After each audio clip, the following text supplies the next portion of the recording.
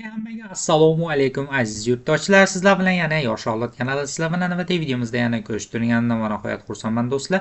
Bugungi videomizda biz sizlar bilan birgalikda bizning obunachimiz tomonidan taklif qilingan g'oyaga ko'ra Start All Back dasturi haqida bugungi biz gaplashamiz do'stlar.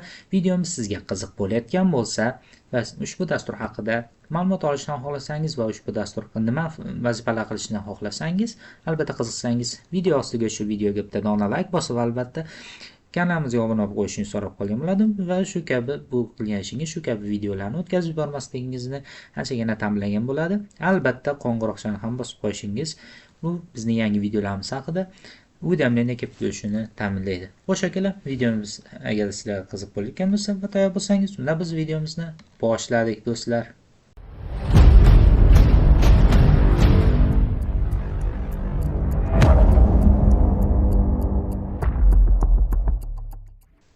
Xo'sh, biz Start All Back dasturi haqida gaplashishdan oldin u dastur haqida ma'lumot beradigan bo'lsak, Start All Back dasturi bu Windows 11 operatsion sistema uchun yaratilgan maxsus kustomizatsiya dasturi hisoblanadi. Ya'ni bu bizning operatsion sistemamizni kustomizatsiya qilish uchun kerak bo'ladi. Bu qanday kustomizatsiya? Ya'ni Windows 11 operatsion sistemasini interfeysi haqida ma'lumot beradigan bo'lsak, hamma juda ham biladi, bu yangilangan interfeys anchagina modern, inglizcha qilib aytganda, va juda ham ko'p funksiyalar qo'shilgan va yangi o'yin animatsiyalari va boshqa narsalar. Lekin ayrimlar uchun bu biroz qiyin va tushunarsiz ko'rinishda bo'lishi mumkin. Menimcha menga umuman yo'q, meni tarafdan mana bu ya'ni maxsus Explorer, ya'ni file menejeri oynasi. Chunki bu ko'rib turganingizdek, to'g'ri, bu barchalar uchun ya'ni qulay bo'lishi mumkin. Ya'ni bir vaqtning o'zida ko'pgina oilalar bilan barvarga brauzerda qanday ishlagan bo'lsak, xuddi shunday qilib ishlashingiz mumkin. Lekin men uchun bularni barchasi alohida o'yinlarda bo'lgani ma'qul edi. To'g'ri, bittasiga ham biriktirib qo'yish juda ham yaxshi fikr. Xuddi brauzer kabi va anchagina modern ishlangan va animatsiyalar ham juda ham ko'zga yoqimli. Va akalar, push menyusi ham anchagina o'zgartirilgan, ko'pgina funksiyalar qo'shilgan. Ba'zilar uchun bu yoqadi, ba'zilar uchun yoqmaydi. Shuning uchun shu Start All Back bizga kerak bo'ladi. Ya'ni Start All Back bizga Windows 10, Windows 7 operatsion sistemasidagi o'yinlar va push animatsiyalari, push style, ya'ni pushning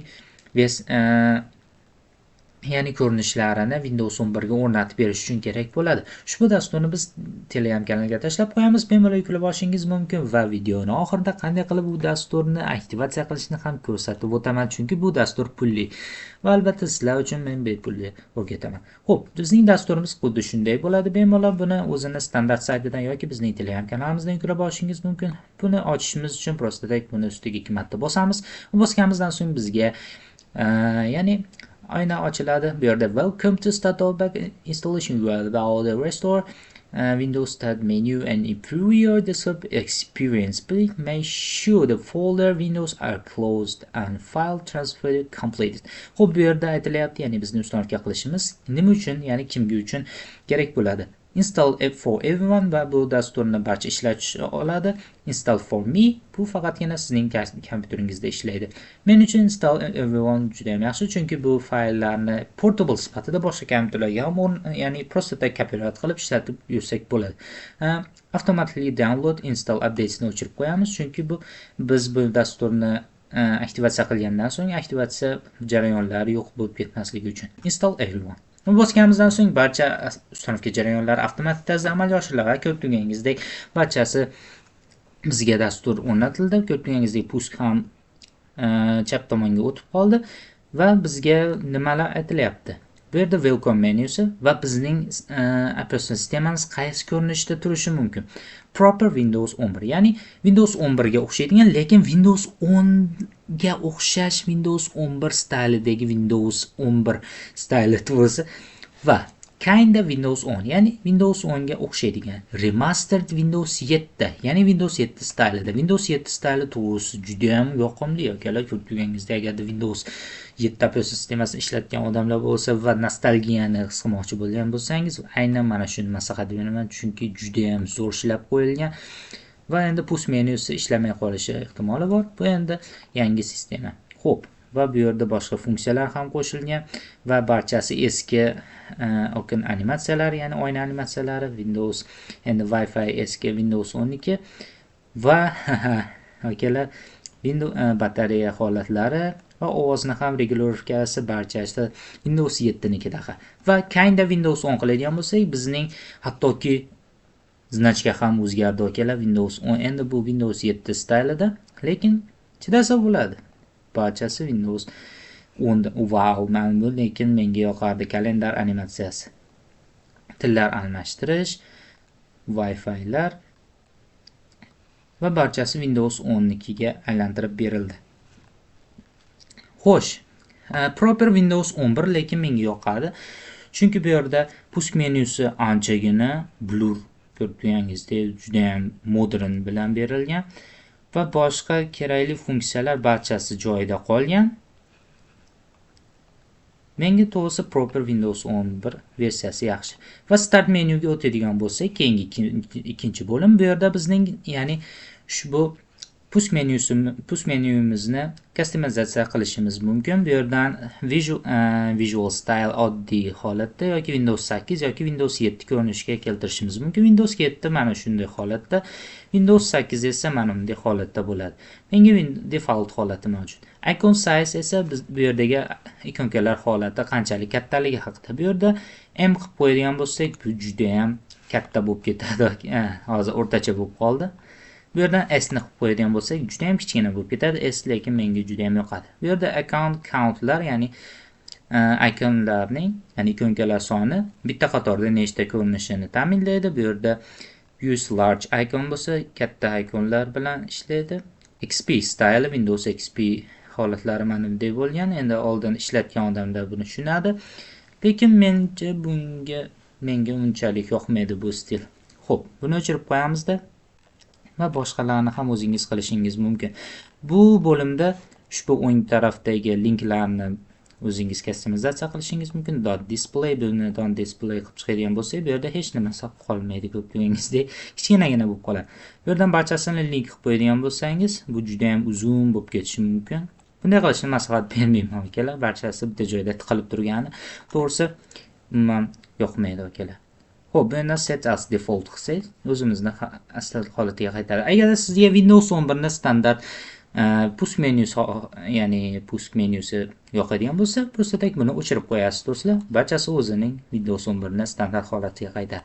Xo'p, taskbarga keladigan bo'lsak, endi taskbarimiz bu yerda endi Windows standart 10 holatida turibdi. Buni 8 ga ham o'zgartirishingiz mumkin, biroz boshqacharoq bo'ldi. Va 7 holatiga ham qo'shishingiz mumkin. Bu yerda standart default mavjud.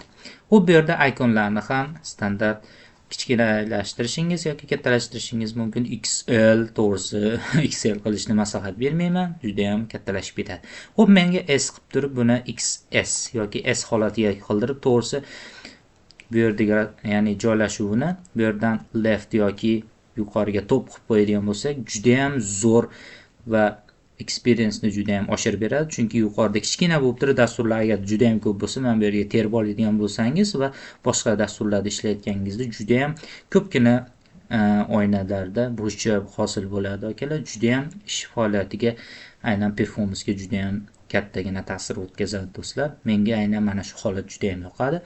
Xo'p, bu yerda tray ikonlar, ya'ni mana bu holatlarida ko'rganingizdek anchagina hozirda chetlanishlar mavjud. Bu yerda Windows 10 holatida anchagina stabil ishlaydi, chunki bu 11 flyoutlar hozirda 10 ni customizatsiyasida biroz qotib ishlashi mumkin. Masalan, batareyani holatida mana bunday ko'rinishi mumkin, chunki barcha holatlar batareyani o'zini holatini ko'rsatish uchun.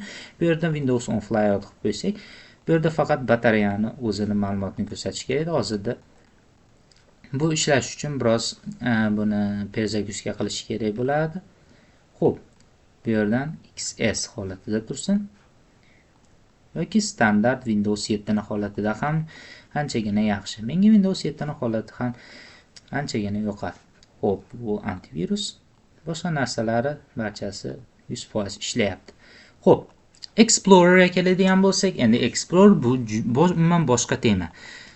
Bu joyda biz Explorerni ham aynan Windows 7, Windows 10 holatiga ko'rinishimiz mumkin. Bu yerda Windows 11 command bar, ya'ni ko'rganingizdek juda ham katta, yirik, to'g'risi menga umuman yoqmaydi. Windows 10 Ribbon UI, ya'ni Windows 10 stylida. To'g'risi Windows 10 styli menga yoqadi, lekin bu Ribbon UI to'g'risi oldin ham yoqmagan, chunki umuman keraksiz narsalar ko'p. Hattoki ushbu funksiya ham oldin qo'shilgan, lekin biladigan odamlar bu juda ham kam bo'lgan. Men ham umuman bilmasdim, yaqindagina ko'rganman. Aynan boyaga qo'shilgan funksiya Windows 10 da avval bo'lgan, lekin hech kim umuman foydalanmagan, chunki umuman foydalangan odam juda ham ko'rmagan. Xo'p, 3-stayli esa juda ham minimalistik, shunday eng menga yoqqan stayli, chunki umuman hech qanday kerak emas narsalarning o'zi yo'q. Hamma yo'q top-toza va bemalol o'zingizni ish performansingiz juda ham oshadi do'stlar. Keraksiz narsani o'zi yo'q, barcha kerakli narsalar joyida joylashgan va ikonlarni ham bu yerda kattaligini bemalol sozlab olishingiz mumkin. Bu yerdan barchasi juda ham qulay akalar. Shuni maslahat beraman. Xo'p, buni qilganimizdan so'ng bu yerdan advanced bo'limidan bizning tasvirimizni ushbu colorlarini, ya'ni ranglarini o'zgartirishimiz mumkin bo'ladi. O'zimiz customizatsiya qilib, masalan, qizil qilib turib buni shaffofligini ham bu yerdan blur yoki akrilik qilib turib, buni 0 qilib qo'yishimiz mumkin. Bu yerdan qizil qilib turib, bu yerdan OK qiladigan bo'lsak, bu yerdan orqasiga o'tadigan bo'lsak, hozirda akril ishlash uchun bitta rezolyutsiya qilish talab qilinadi. Xo'p, va shunday qilishimiz mumkin. Va ko'rganingizdek bu 100 kunlik versiya akalar. Endi 100 kunning ichida hech qanday sizga ya'ni mushat qilmaydi, lekin har safar kompyuteringiz ishga tushganda start allback dasturi ishga tushadi, ya'ni har safar aktivatsiya qilishni so'raydi. Shuning uchun sizlarga patch dasturi menda mavjud. Bu patch dasturini ishlatishni men sizlarga ko'rsataman akalar.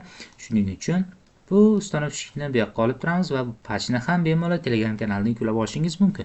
Avvalo biz Windows Defender'imizga, ya'ni antivirusimizga kiramizda va buni bizga xalaqit bermasligi uchun Manage System Settings va Real Time Protection ni o'chirib qo'yamiz va buni через arxivator orqali chiqarib olamiz tashqariga. Chiqarib olganimizdan so'ng buni ichidan Patch All Start va bu yerdan patch tugmachasini bosamiz. Va tayyor akalar. Bizning Start Allback dasturimiz butun umrga va albatta boyagi joydan aytib o'tganimdek avtoamnavleniyani o'chirib qo'ygan bo'lishimiz kerak. Ya'ni bu patchimiz 100% ishlashi uchun va buni bemalol udalit qilib yuboramiz do'stlar. Men kerak emas. Xo'p.